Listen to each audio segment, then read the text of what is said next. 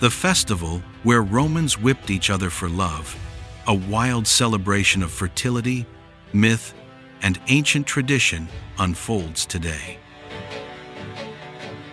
Every February, ancient Romans celebrated a festival so strange, it sounds unbelievable today.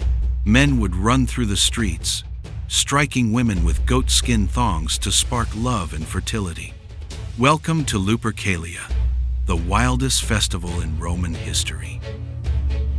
Lupercalia was rooted in ancient Roman mythology, honoring Faunus, the god of fertility, and the she-wolf, who nurtured Romulus and Remus. Scholars trace its origins to at least the 6th century BCE, combining religious rites with seasonal celebrations. The festival was a mix of sacrifice, purification, and matchmaking, reflecting Rome's belief in ritual power to influence life and love. Romans considered it essential for community health, fertility, and prosperity, showing how deeply intertwined religion and daily life were. The festival's rituals began at the Lupercalia, a sacred cave on Palatine Hill, where the she-wolf supposedly nursed Romulus and Remus. Priests, called Luperci, performed goat sacrifices and anointed themselves with blood, symbolizing fertility and protection. Then they wiped themselves with milk-soaked wool, blending symbolism of life and nourishment. This mix of animal ritual and human ceremony might seem shocking today, but to Romans, it was holy, vital, and traditional, a bridge between the divine and mortal worlds. The Luperci were young Roman men chosen for their strength and vitality. They dressed in goat skins and wielded thongs cut from the sacrificed animals. Their role was a mix of religious duty, community service, and festival fun. Striking women with thongs was believed to increase fertility, protect against evil spirits, and even ease childbirth. Despite the seemingly chaotic behavior, the rituals were highly organized.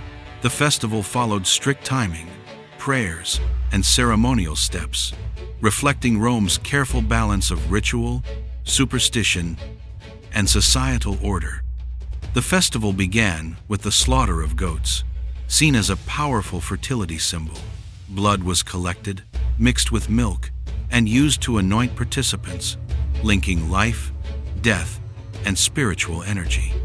The sacrifice wasn't cruel by Roman standards, it was a sacred offering. Afterward, the goats' hides were cut into thongs, which became the main tool of the festival. Each step carried symbolic meaning, emphasizing Romans' belief in ritual as a conduit for divine favor.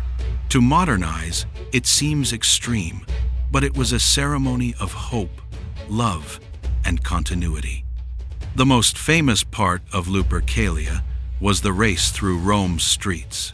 Luperci ran nearly naked, slapping women with goat skin thongs. Women often lined up eagerly, believing a strike would make them fertile or find love. This public ritual created excitement, laughter, and social bonding, showing a mix of religion, celebration, and community interaction. Roman citizens didn't see this as vulgar. It was a powerful cultural norm that balanced fun, superstition, and tradition, highlighting a very different perspective on ritual behavior than modern societies. Lupercalia wasn't just chaos, it was carefully symbolic. Slapping women was meant to enhance fertility, ensure safe childbirth, and strengthen romantic bonds. The festival connected human reproduction with divine favor, emphasizing how Romans trusted ritual to influence life.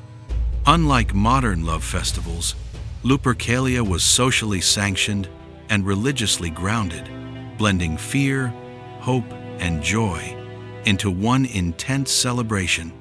It reminds us that love, in Rome, was not just a feeling but a ritual practice connected to survival and community prosperity. The festival reinforced community ties. Men and women from different social classes interacted publicly, following ritual rules. It was also a reminder of Rome's mythology, connecting citizens to Romulus, Remus, and the she-wolf. Lupercalia reflected how religion, social norms, and play merged in Roman culture. Citizens celebrated chaos in a controlled manner, showing the Romans' unique ability to mix fun, fear, and faith. Observers noted that while the acts seemed shocking, they were culturally meaningful, a glimpse into a society where ritual dictated life's rhythm. As Christianity spread, Lupercalia's pagan rituals conflicted with new moral codes.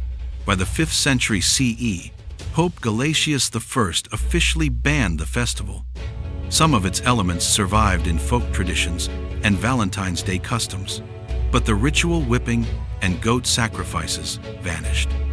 This transition shows how religion adapts, merging older traditions with newer beliefs. While Romans once saw Lupercalia as essential for fertility and protection, Christians reframed the calendar, turning chaotic rituals into more symbolic, moralized celebrations. Some scholars argue that Lupercalia inspired Valentine's Day. The timing in mid-February, combined with rituals of pairing men and women, mirrors later European courtly love customs. While chocolate and roses are modern inventions, the idea of celebrating love in February has deep Roman roots. Lupercalia shows how ancient rituals shape modern traditions, even if the original meaning, fertility, goat sacrifices, and ceremonial thongs, has been completely transformed into something gentler and symbolic. Modern accounts sometimes exaggerate Lupercalia, focusing only on the whipping.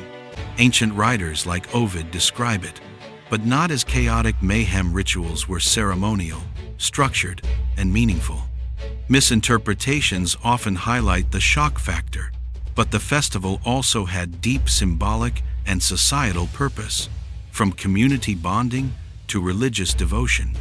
Studying Lupercalia reminds us to read historical sources carefully, separating sensationalism from actual cultural practices. Women actively participated and anticipated the festival. Being struck by thongs was seen as honor and blessing, not punishment. Some even voluntarily joined processions, seeking fertility and love luck. This illustrates Roman views on women's roles in religious and social life. Rituals empowered them in culturally sanctioned ways. Lupercalia wasn't just about men acting wildly. It was a mutual, societal ritual, blending fear, desire, and faith in divine influence on human life. Lupercalia was held on February 15, marking midwinter's end and start of fertility season. Timing connected the agricultural calendar, animal husbandry, and human reproduction, reflecting the Romans' holistic worldview. Festivals weren't arbitrary, they were carefully aligned with nature, gods, and community needs. Mid-February offered both symbolic and practical relevance, making Lupercalia a cornerstone of Roman ritual life. Goats, milk, and thongs weren't random, they symbolized fertility, life, and strength. Striking with goat hides was ritualized, not violent, reflecting Romans' belief that touch and movement could transfer divine blessing. Lupercalia's symbols illustrate how humans use tangible objects to influence intangible outcomes, a pattern seen across cultures, linking physical ritual to spiritual hope. Writers like Ovid, Plutarch, and Macrobius recorded Lupercalia, noting both its ritual and celebratory aspects. They described processions, sacrifices, and social interactions, preserving its history. Literary sources show the blend of myth, morality, and entertainment. Romans valued storytelling alongside ritual. Studying these texts gives us insight into Roman psychology, values, and humor, showing that even bizarre festivals were rich with cultural meaning. Many today imagine chaotic, naked men chasing women without context. In reality, ritual, consent, and symbolism governed Lupercalia. It was less about shock and more about connection, both spiritual and social. Understanding this helps viewers see history through cultural lenses, reminding us that behaviors shocking today were once highly meaningful and socially accepted. Lupercalia declined under Christianization, yet some folk customs persisted, influencing European love rituals. Its legacy survives in literature, art, and Valentine's Day myths, reminding us that rituals evolve but leave cultural fingerprints. The festival's wildness may fade, but the ideas of fertility, love, and divine blessing echo through centuries, bridging ancient and modern imagination. Lupercalia fascinates because it's visceral, dramatic, and culturally rich. It combines mythology, religion, and social interaction in ways few festivals today can match. Its memorable rituals, goat sacrifices, ceremonial whipping, and public races offer a window into Roman life, values, and humor, teaching us that history is often stranger than fiction. Lupercalia shows us how ritual, belief, and community intersected in Roman culture.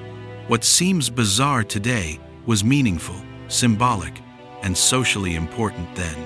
It reminds us that humans have always sought ways to influence love, life, and luck through acts that mix fun, faith, and shared experience, proving that even ancient societies had a sense of humor and celebration. From goat sacrifices to ritual whipping, Lupercalia reminds us that history is full of bizarre yet meaningful traditions. Imagine living in a time when love was a public ritual.